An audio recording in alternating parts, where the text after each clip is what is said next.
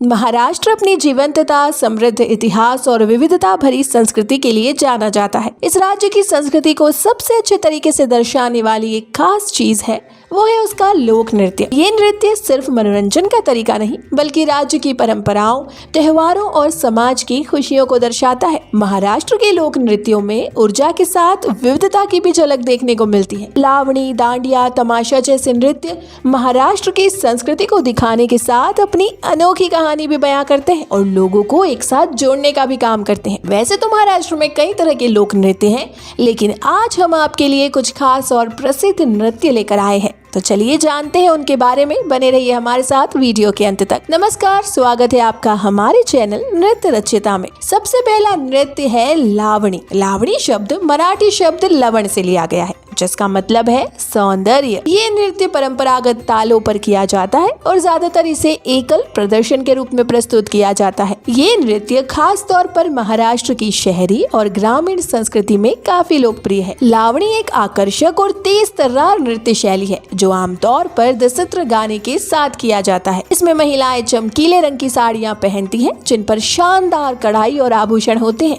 जो उन्हें आकर्षक बनाते हैं।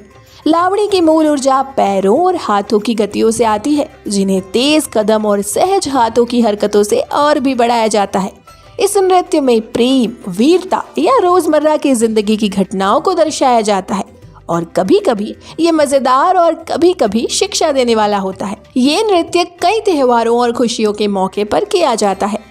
दूसरा नृत्य है तमाशा। ये एक बहुत ही खास नृत्य है, जिसमें संगीत, नाटक और नृत्य का एक बेहतरीन संगम है। तमाशा में पारंपरिक गीतों के साथ अभिनय भी किया जाता है और ये आमतौर पर सामाजिक मुद्दों पर आधारित होता है। तमाशा को अक्सर थिएटर स्टाइल में देखा जाता है और ये महाराष्ट्र के ग्रामीण क्षेत्रों में बहुत लोकप्रिय है। ये नृत्य प्राचीन काल से चला आ रहा है और आज भी लोगों के बीच काफी लोकप्रिय है। इस नृत्य में कलाकार रंग बिरंगे कपड़े पहनते हैं और साथ ही मेकअप भी करते हैं। पारंपरिक वाद्य यंत्रों में मुख्य रूप से ढोलकी और ताशा होते हैं, जो नृत्य को और भी बेहतरीन बनाते हैं। तमाशा के कदम बहुत ही ऊर्जावान और लयबद्ध होते हैं, जो लोक कथाओं या पौराणिक कथाओं को व्यक्त करते हैं।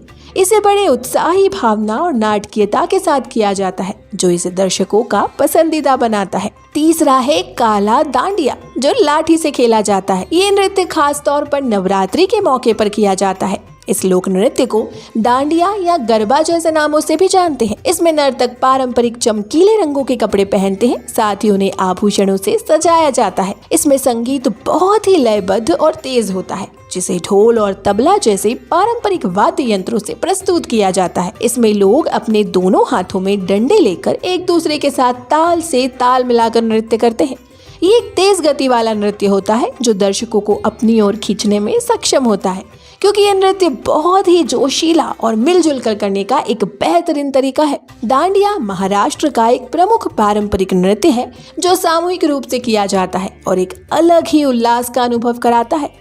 अगला है कोली नृत्य, जो मछुआरे समुदाय से जुड़ा हुआ है। ये नृत्य समुदाय के समुद्र के साथ संबंध और उनके रोजमर्रा के जीवन को प्रभावी ढंग से दर्शाता है।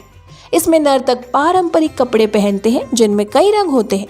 महिला नर्तकाएं चमकीली रंगों की साड़ियां और पगड़ी पहनती हैं। संगीत में लोकगीत और पारंपरिक ढोलक की धुनें शामिल होती हैं, जो नृत्य को और भी जीवंत बनाती हैं। इस नृत्य में लयबद्ध गतियां होती हैं, जो मछली पकड़ने और दूसरी दैनिक क्रियाओं के कामों से मिलती जुलती है। ये नृत्य समूह में किया जाता है, जिसमें सभी लोग भाग लेते हैं और नृत्य के दौरान आनंद लेते हैं। कोली नृत्य महाराष्ट्र का एक महत्वपूर्ण पारंपरिक नृत्य रूप है, जो कोली समुदाय की जीवन शैली और परंपराओं को दर्शाता है। और आज का हमारा आखिरी लोक नृत्य है लेजिम। ये नृत्य अपनी ऊर्जा और जीवंतता के लिए प्रसिद्ध है और अक्सर त्योहारों और खुशियों के मौके पर किया जाता है। इसके रंग बिरंगे कपड़े और चमचमाती वेशभूषा इसे और भी आकर्षक बनाती है। नर्तक पारंपरिक चमकीले और झिलमिलाते कपड़े पहनते हैं, जिनमें शीशे और सिक्किन की कढ़ाई होती है। संगीत तेज गति से होता है, जिसे ढोलकी, हलगी और नगाड़े जैसे पारंपरिक वाद्य यंत्रों की धुन पर किया जाता है। लेजिम नृत्य में लयबद्ध गतियां और संरचनाएं होती हैं, जहां नर्तक लकड़ी की छड़ी या छोटे घुंघरू का इस्तेमाल करते हैं।